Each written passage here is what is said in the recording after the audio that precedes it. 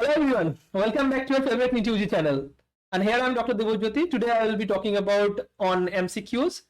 Today's topic is neural coordinations, neural control. आपके NEET में बहुत सारा क्वेश्चन आते हैं उसके ऊपर, आपको मालूम है, आई नो दिस. तो इसके साथ मैं स्टार्ट करता हूँ ये फर्स्ट क्वेश्चन का discussion.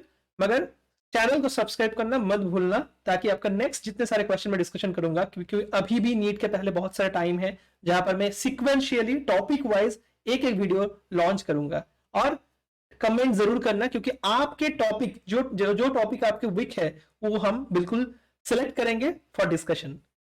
So the first question you can see ये आपके न्यूरल कंट्रोल का है, मगर फिर भी फर्स्ट क्वेश्चन में जैसा आप देख सकते हो यहाँ पर क्वेश्चन पूछा है क्या fight and flight response in body controlled by. तो जैसे आपको मालूम है फाइट एंड फ्लाइट ये जो चीज होता है, फाइट फ्लाइट एंड फ्राइट यानी कि डरना, फिर फ्लाइट एंड जो आपके एग्रेशन, ये सारे चीज कंट्रोल करते हैं हमारे एक ही हार्मोन जिसका नाम होता है एड्रेनालिन.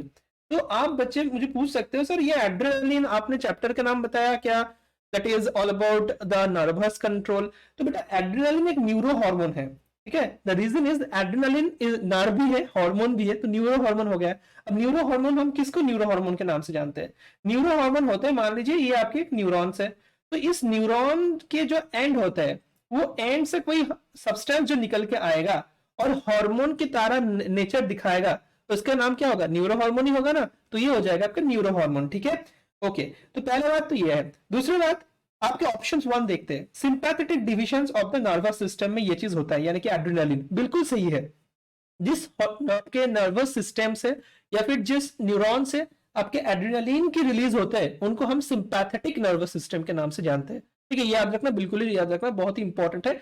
और सिंपैथेटिक नर्वस सिस्टम का जो रोल होता है हमारे बॉडी में, उनका जो फंक्शंस होते हैं वो भी हम लोग डिस्कशन करेंगे आगे. तो fight and flight response sympathetic divisions of the nervous system से कंट्रोल होता है, जो कि बिल्कुल ही सही स्टेटमेंट है. Statement B parasympathetic divisions of the nervous system से कंट्रोल होता है. बिल्कुल ही नहीं.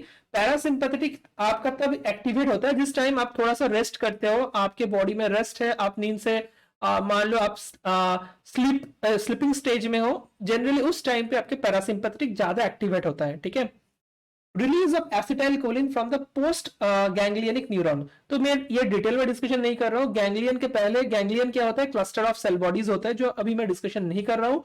गैंग्लियन पोस्ट गैंग्लियनिक जो नर्व फाइबर होते हैं उसमें आपके एसीएच यानी कि एसिटाइल कोलिन मिलेगा, तो ये होता है आपके parasympathetic system. And post ganglionic जो न्यूरॉन है उसके एंड से आपके एड्रेनालिन रिलीज होता है, तो ये होता है आपके सिंपैथेटिक, ठीक है.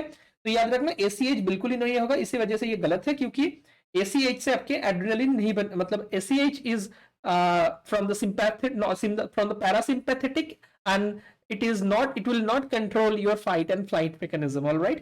तो ये गलत है. Option D somatic nervous system. Somatic nervous system जो होता है ये तो आपके autonomous nervous system, autonomic nervous system नहीं है. Somatic is little bit kind of you can say motor type of thing, sensations भी कभी कभी देता है. तो सोमैटिक नर्वस सिस्टम ये भी नहीं है. आपके एएनएस चाहिए, तो आपके फाइनल आंसर हो जाएगा ए, ठीक है.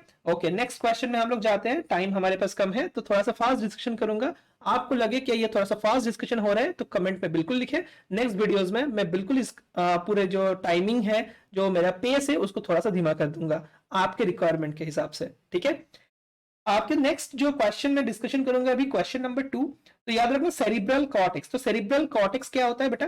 जैसे मान लीजिए ये आपके ब्रेन है, राइट. अब ये ब्रेन के ऊपर पे होता है स्कल, जो कि बोन से बने होते हैं. उसको मैं रिमूव कर दूंगा तो आपके ब्रेन कैसे दिखता है बेटा? ये इस प्रकार से दिखता है, ठीक है. इस प्रकार का दिखता है. तो ये होता है आपके सेरिब्रम. इसके नीचे एक छोटे से ब्रेन होता है सिमिलर. देखिए ऊपर का जो ये फुटबॉल की कंपैरिजन करेंगे हम लोग, तो ये ऊपर वाला भी फुटबॉल है, नीचे वाला भी फुटबॉल है. तो ऊपर वाला जो फुटबॉल है इसका नाम है सेरिब्रम, सीई. चलो मैं इसको इरेज करता हूँ थोड़ा सा.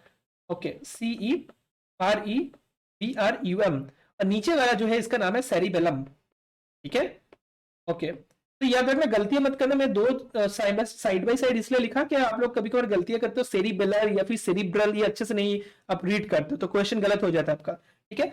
मगर एक चीज याद रखना, दोनों ही में तो चाहे सेरिब्रल या सेरिबेलर, उनके जो कॉर्टेक्स होता है, ठीक है, उनका जो बाहर का जो कॉर्टेक्स होता है जिसको हम ग्रे मैटर के नाम से जानते हैं, ठीक है, वो कॉर्टेक्स पे आपको बिल्कुल याद रखना है क्या इनमें आपका जो न्यूरॉन्स होते हैं, ठीक है, मैं ड्रॉ कर रहा हूं, ये आपके न्यूरॉन्स मैंने ड्रॉ कर दिया, ठीक है, ये न्यूरॉन्स मल्टीपोलर होता है। मल्टीपोलर का मतलब क्या होता है, जिनमें बहुत सारे डेंड्रॉन एंड आपके प्रोसेसेस है, ठीक है, डेंड्रॉन एक्सॉन बहुत सारे नंबर में होता है। तो ये इसका रीजन ये है, ये आपके सेरिब्रम या सेरिबेलम, इनके बहुत सारे काम है आपके बॉडी में, और जिस चीज का काम होता है उन पे न्यूरॉन का क्या चाहिए, इंटीग्रेशन, ठीक है, इस प्रकार का। जब जैसे कि आप लोग जब कोई अच्छा काम करते हो, कुछ मान लीजिए कोई फंक्शन अरेंज करना है या फिर ऐसे कुछ करना है, उस टाइम में क्या होता है, आपका कनेक्शन नेटवर्क बहुत बिल्ड करना पड़ता है।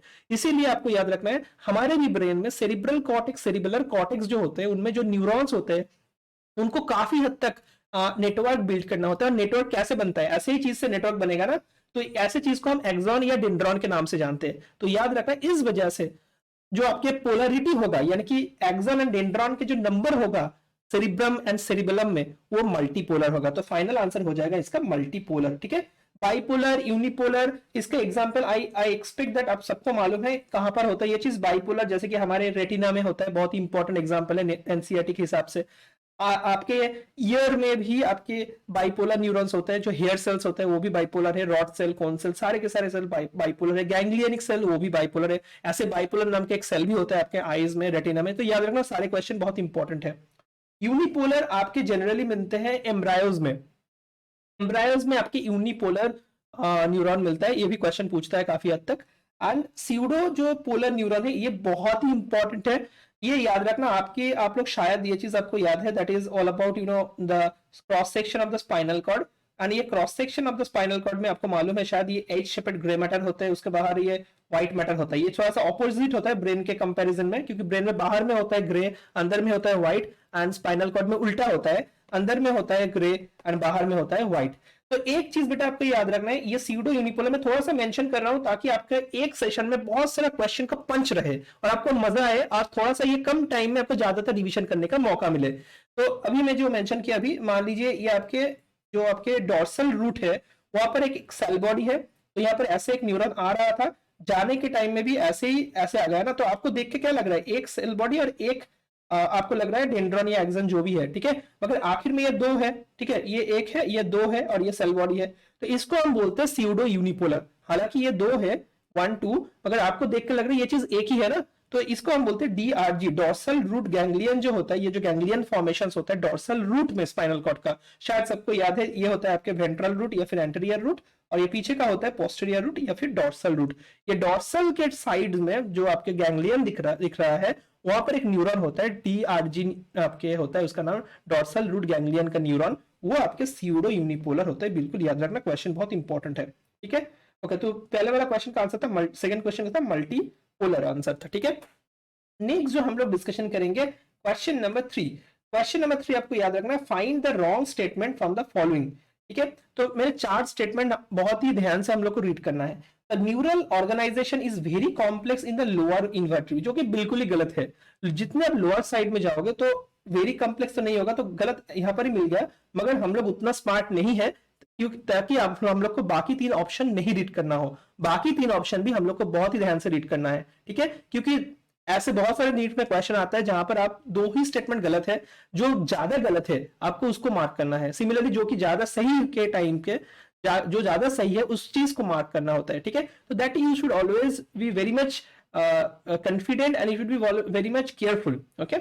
so swan cell which forms a myelin sheath around the axon, ये बिल्कुल सही है, जो माइलिनेशन मेडुलेशन स्वान सेल ही फॉर्म करता है, ठीक है। Myelinated nerve fibres are found in the spinal cord and the cranial nerve, बिल्कुल सही है, ठीक है। माइलिनेशन होता है आपके जितने cranial nerves and spinal nerve है। Unmyelinated nerve fibre is found in ANS, very good, यानी कि सिंपैथेटिक पैरासिम्पैथेटिक के केस पे अनमाइलिनेटेड न्यूरॉन्स मिलता है, ये भी सही है। तो हमारा गलत जवाब था 3A, यानी कि गलत ऑप्शन था 3A, and that will be the final answer, क्योंकि हमें क्या ढूंढना है, रॉन्ग, ठीक है। ऑप्शन 4, ठीक है। हम 5 क्वेश्चन डिस्कशन करेंगे, फिलहाल हम सोच रहे थे 10 क्वेश्चन डिस्कशन करने में। नेक्स्ट वीडियो आपको देखना है बाकी 5 क्वेश्चन के लिए।